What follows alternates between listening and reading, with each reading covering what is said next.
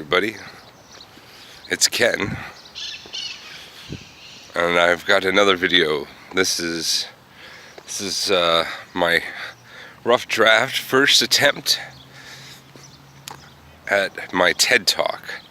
So I was talking with my friend Paul the other day, and he's like, well, you got all this smart stuff going on in your head, and you know, nobody understands what you're saying. You got to come up with a way to say it so that people understand it. And what format do people know better than the TED Talk?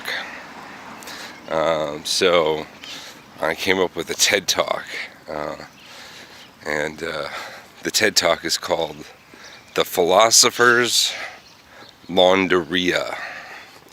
The Philosopher's Launderia. And what that means is confusing laundromat is what that means. Because philosophy is really the art of dealing with confusion, if anything. That's the one thing I've learned from taking a bunch of philosophy classes. So a bunch of people are like very confused and trying to be less confused. So we've got a confusing laundromat, and this is a computer science problem. In particular, a lot of philosophical math problems are math, algorithmic. It's an algorithmic issue, computer science. So there's a laundromat, right? In fact, there's not just one laundromat. There's lots of laundromats. There's an infinite supply of laundromats, and some of the laundromats are identical, but most, or it's unknown, but many are different. Some are the same, many are different.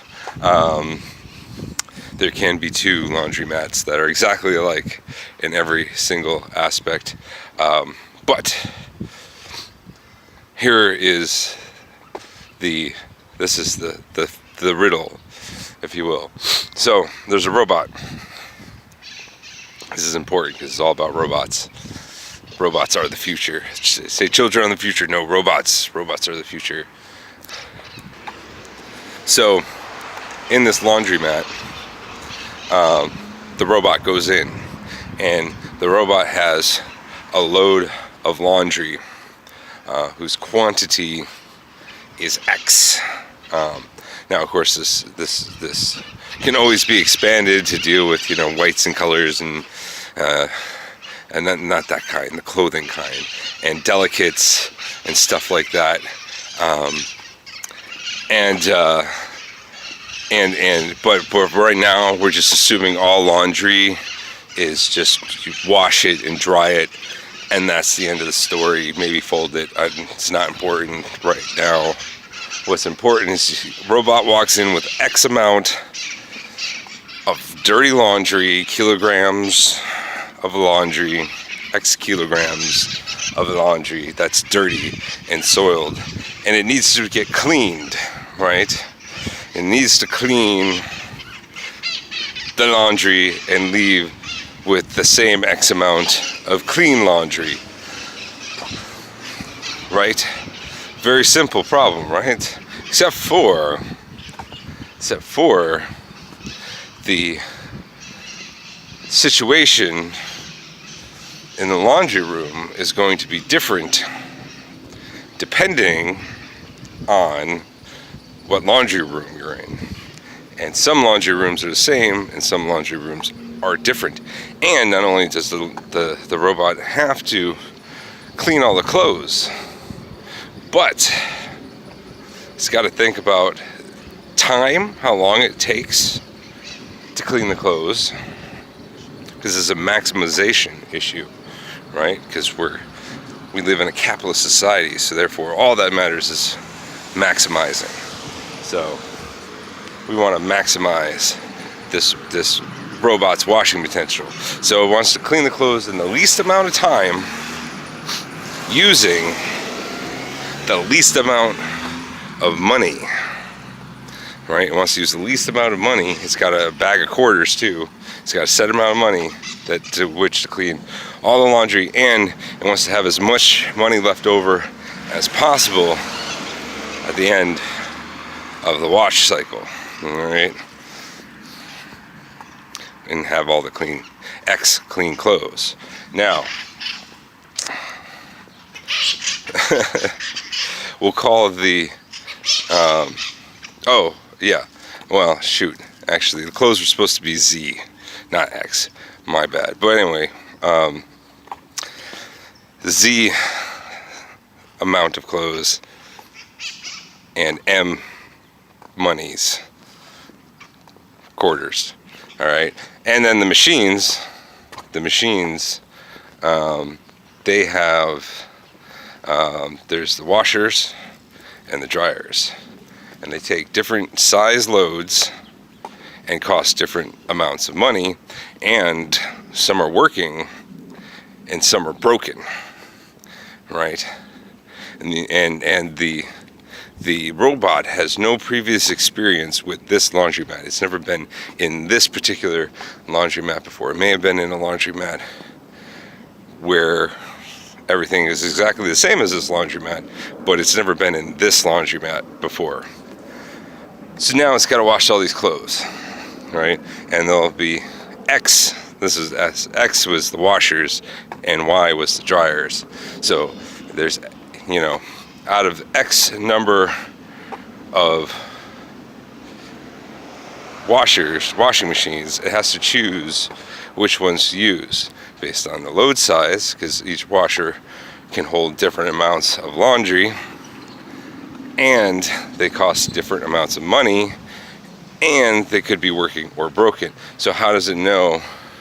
Obviously it can figure out how much it's going to cost by looking at the charges, and it can figure out how much laundry the machine holds by looking in the barrel.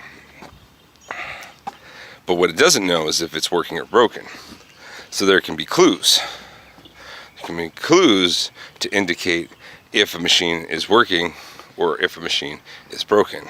Like, for example, the machine might have a light on. Okay, the light's on. What color is the light? Is it green?